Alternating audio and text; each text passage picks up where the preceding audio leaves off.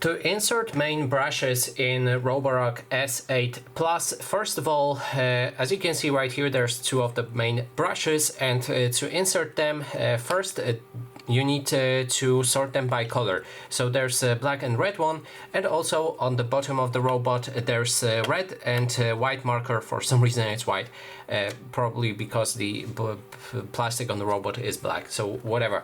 Now take the red brush and stick the octagon part right here.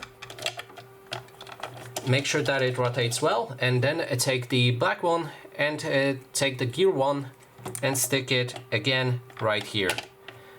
Make sure that it rotates both of them, and then you can take the cover.